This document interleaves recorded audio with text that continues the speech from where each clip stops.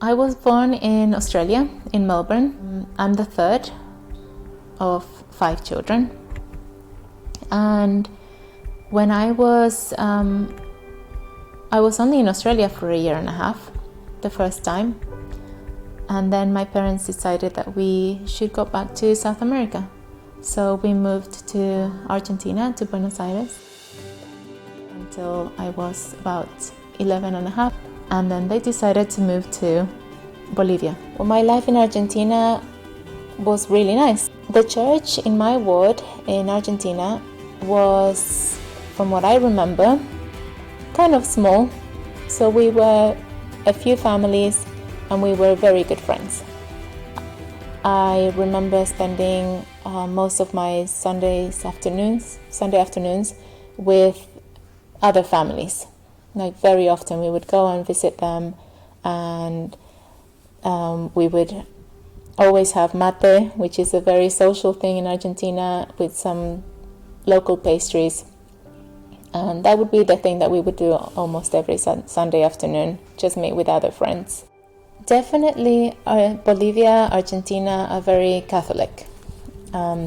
Pretty much everyone is Catholic. I guess that's always been part of my life. I've never felt I fit in fully in almost anything.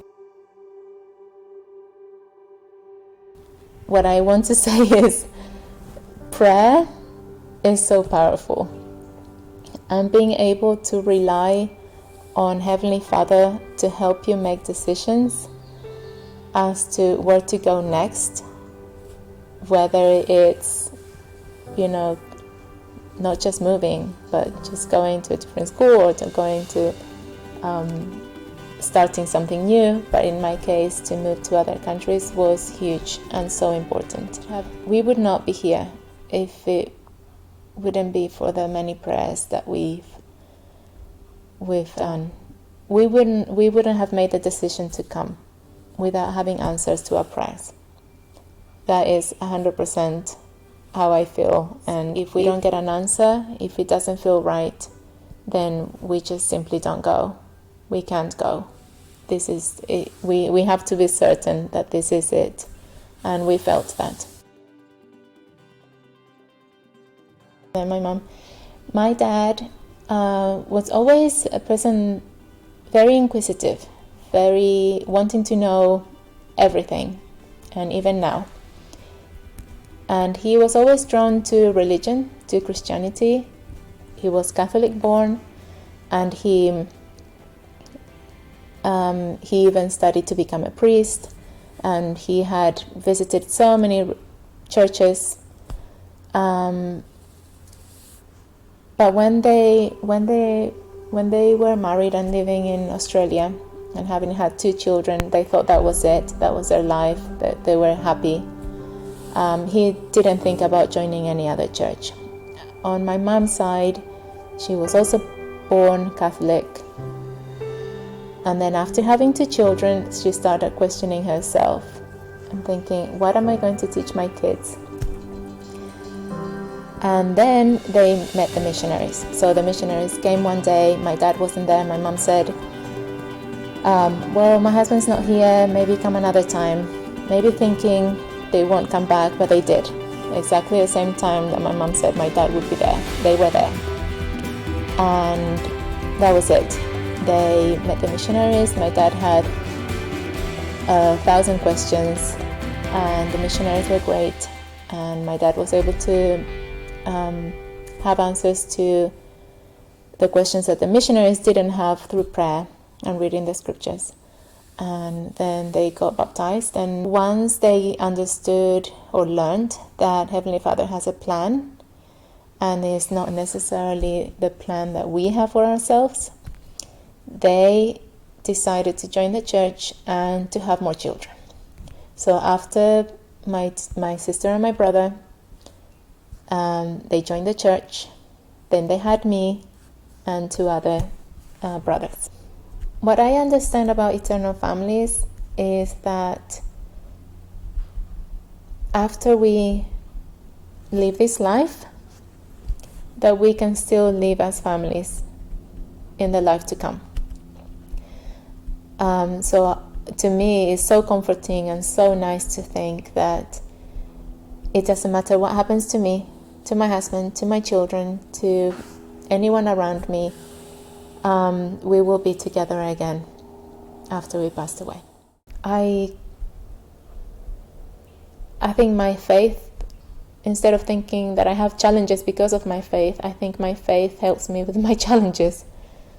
For example, family life is not easy.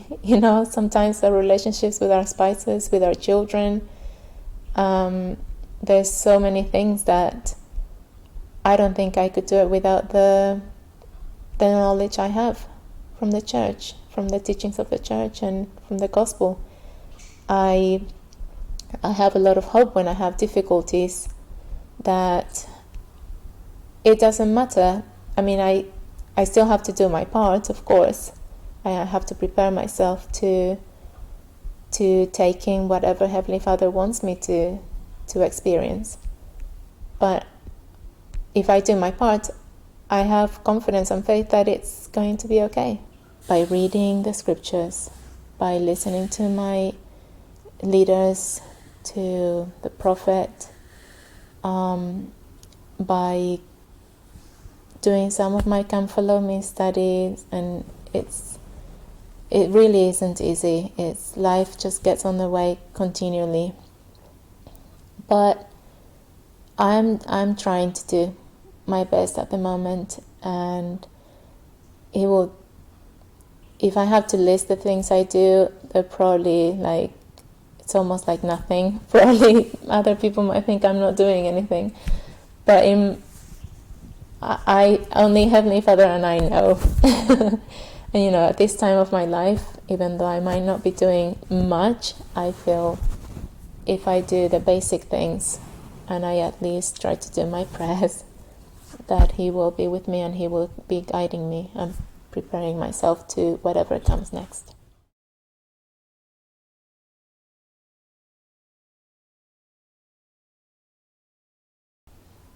I was 21 years old when I went on my mission, I think. And I'm a little bit like an excitable puppy because I love new things. Because there's so much to learn. There's so much to get from other people, other cultures, and the many experiences that we can have.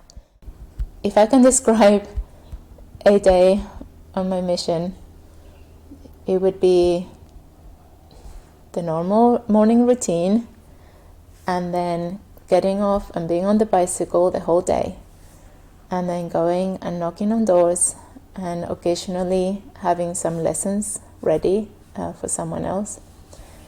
And I would remember many times in the winter, rain, cold, and just being excited of being out there. Didn't matter. I think something that I gathered from my experiences in the church is that living the gospel should be a simple practice. Sometimes we complicate it a bit. Sometimes we think we should be doing this and this and this, and sometimes the list can get really long. Sometimes the things we think we should be doing can get really long or complicated. But I think living the gospel should be simple